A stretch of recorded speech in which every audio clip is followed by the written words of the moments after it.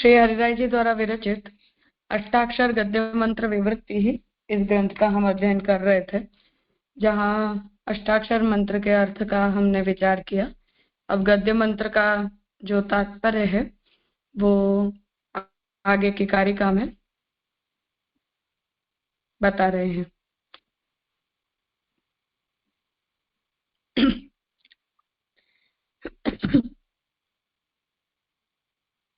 सहस्राणि अपरिमितानि ये परिवत्सराः इत्ययं संपूर्णो गद्यमन्त्रः 85 अक्षरात्मकः।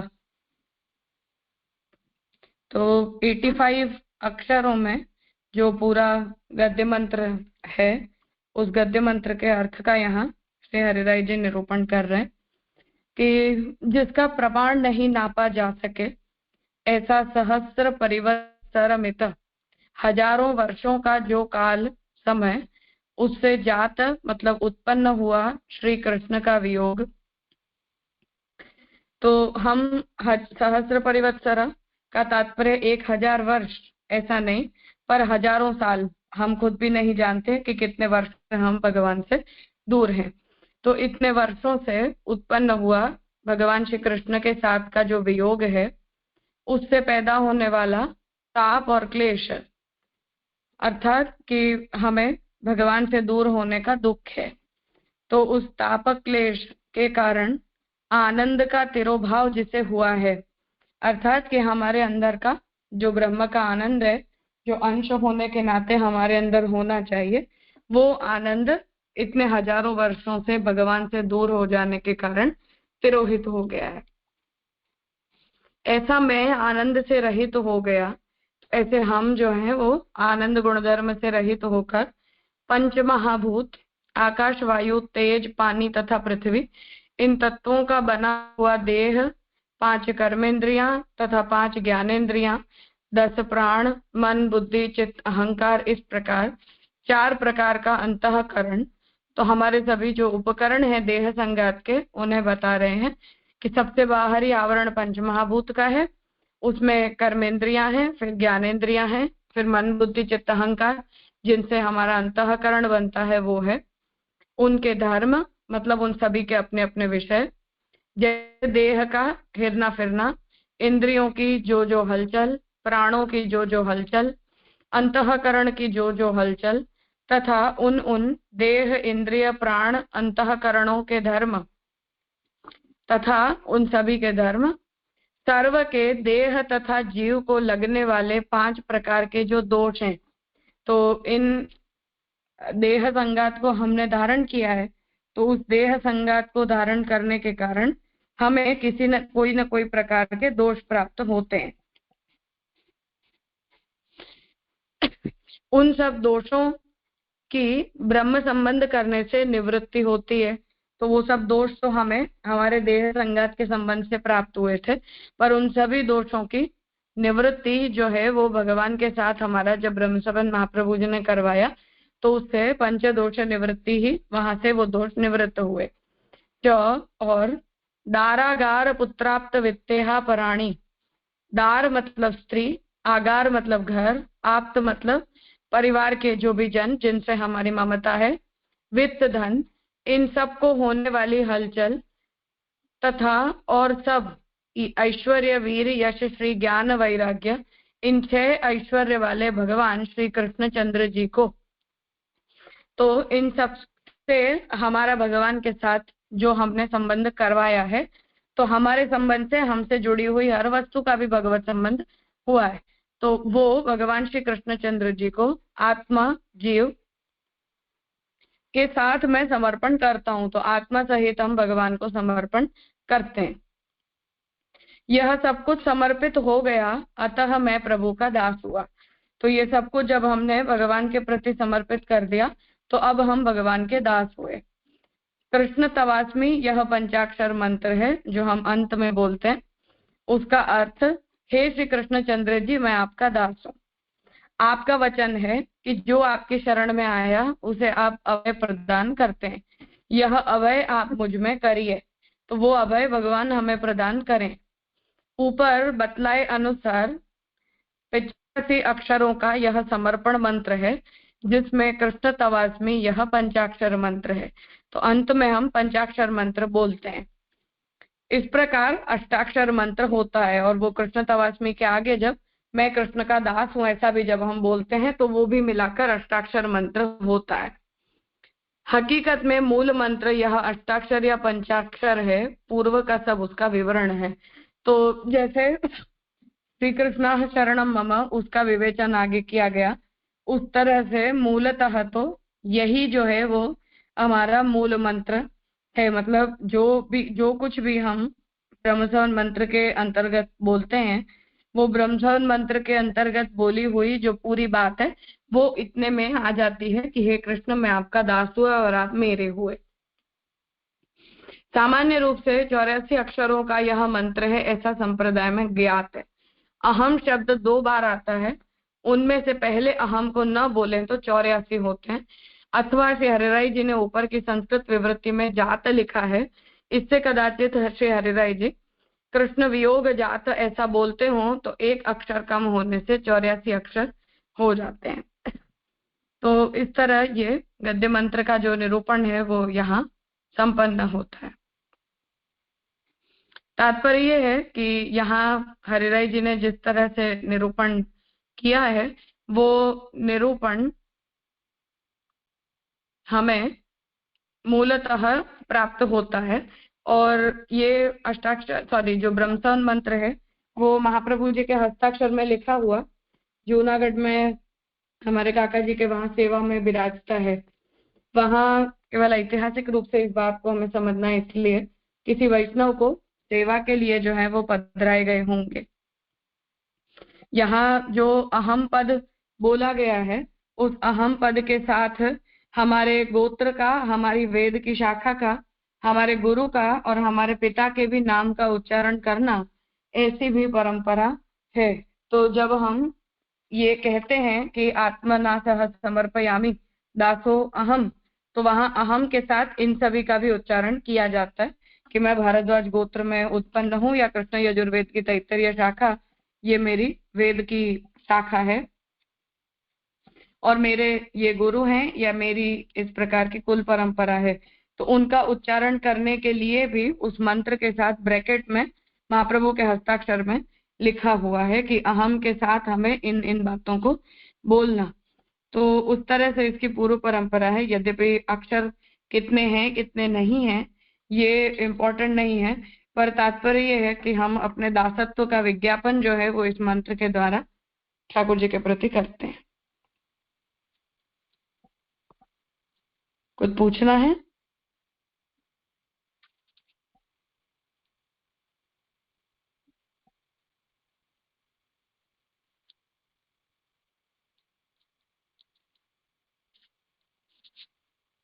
हाँ हितेन भाई। प्रणाम राजा। ये मीत शब्द से क्या समझना, और दूसरा प्रश्न ताप और क्लेश समुच्चय से समझना। इस अर्थात जो इतने सहस्त्र तो उपलक्षण यानी कोटि सालों से हम जो प्रभु से विकुटे पड़े हैं, तो यहाँ वो ताप और क्लेश तो दोनों को कोई वियोग या विरह की जो एहसास नहीं होता है, यानी वी डोंट रियलाइज दैट। हाँ, ताप और क्लेश और इन दोनों को तो समुच्चय से ही समझना है। और मित का तात्पर्य है परिमिति, proportion, proportion of 1000 years। Okay जी राजा। यानी ताप होता है तो क्लेश फिर वो क्लेश में परिणत होता है, ऐसा नहीं। आई मीन जस्ट ताप और क्लेश जैसे द्वंद्व। हाँ बस उतना ही याद। हाँ ठीक है जी राजा।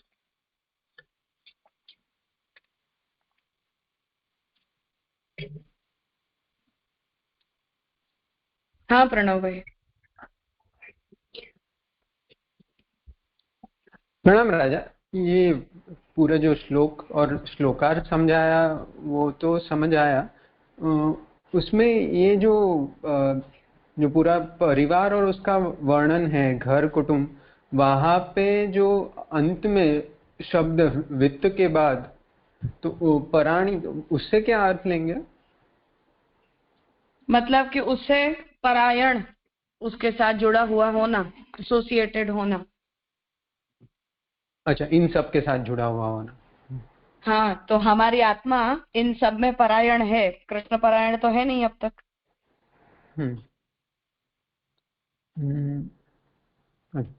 और दूसरा प्रश्न राजा, मतलब एक पूर्व पक्ष की तरह या एक अन्यथा सोचते हुए पूछना था प्रणव भाई, कि हाँ प्रणव भाई, आपके प्रश्न में मुझे थोड़ा वो है जिज्ञासा, तो मैं पूछ लेता हूँ। हाँ हाँ हाँ, पूछो सॉरी पूछो। To interrupt. हाँ राजा, वित्ते आ पराणी, तो वित्त इह पराणी, तो इह लोक और परलोक, ऐसा नहीं? वैसे ऐसा अर्थ हरिराय जी नहीं कर रहे हैं, तो कम से कम अभी उनकी व्याख्या में हम ऐसा अर्थ नहीं लेते हैं। हाँ हाँ, क्योंकि हाँ राजा, हाँ, हाँ, पर हाँ, पर अन्य सभी टीकाकारों ने किया है, अन्य टीकाकारों ने बिल्कुल किया है, पर यहाँ हरिराय जी नहीं कर रहे हैं, तो अभी हम उस अर्थ को नहीं लेते हैं। हाँ हाँ, जी राजा, जी राजा, ओके।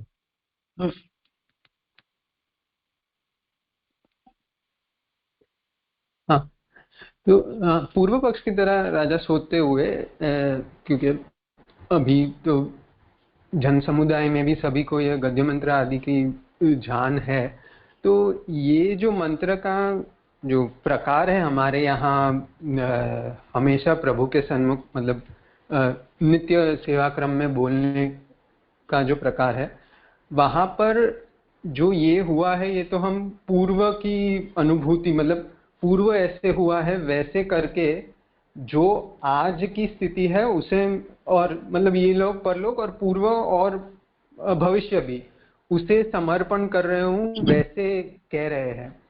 तो यद्यपि सामान्यतया सेवा प्रणाली में प्रभु के सामने ज्यादातर जो प्रकार है उसमें जो आनंद है प्रभु का, या जो भी लीला है उसका आनंद हम ले रहे हैं, वो बातें प्रभु के साथ शेयर करते होते हैं। ऐसा कीर्तन प्रणाली से भी ज्यादातर ऐसे ही भाव आते हैं। तो यहाँ पर वो सन्मुख के समय जो हुआ है वो दुख, या एक तरह से कहे जो क्लेश है उसका आवर्तन, और उसके बाद समर्पण की प्राप्ति, तो वो दोनों की, मतलब जो अभी एक्सप्रेस कर रहे हैं या अभी प्रभु के सन्मुख है, वो संदर्भ ना लेकर जो पूर्व का दुख है उसे हम पहले प्रकट कर रहे हैं। तो वो थोड़ा एक पूर्व पक्ष की तरह कि ऐसा क्यों दुखात्मक प्रागट्य करना, प्रभु जब आनंद रूप स्वयं तभी सामने है, तो उस तरह से सोच रहा था। तो उसके लिए क्या सोचेंगे? बात यह है कि हम अब तक भी इतने कृष्ण परायण नहीं हो पाए। जिस अवस्था में हमारे अंदर ऐसी पूर्ण भक्ति प्रकट हो जाए या निरोध या मानसी हमारी सिद्ध हो जाए, तब तो इस बात को हम सोच सकते हैं कि हाँ, अब तो भगवान से दूरी होने का कोई स्कोप नहीं बचा। पर अभी की जो हमारी स्थिति है उसमें तो हम अब भी संसार परायण हैं, और संसार समर्पित होने के बाद भी हम उसमें ज्यादा परायण रहते हैं, भगवत परायण हम कम रह गए हैं। तो उस दृष्टि से इस बात का रिमाइंडर हम जैसे लोगों के लिए रोज होना जरूरी है। जो मानसी दशा में जो व्यक्ति पहुंच जाता है, उस अवस्था में अलग बात है कि वो इन बातों को किस तरह से लेगा। पर हम जिस स्थिति में हैं, उस स्थिति में तो कृष्ण के प्रति हमारा कमिटमेंट है, इसका रिमाइंडर हमें रोज अपने मन को मिलता रहे, वो हमारी स्थिति में तो हितकारी होगा। जी राजा, मतलब कोई फलावस्था में है तो शायद उसके लिए फिर ये, मतलब उस, या हाँ, जैसे आपने मानसी में कहा, तो वहां ये हो रहा हो या नहीं वो क्वेश्चन नहीं है, पर साधनावस्था में तो ये निरंतर उसकी आवश्यकता है। हाँ बिल्कुल। जी राजा, स्पष्ट हुआ।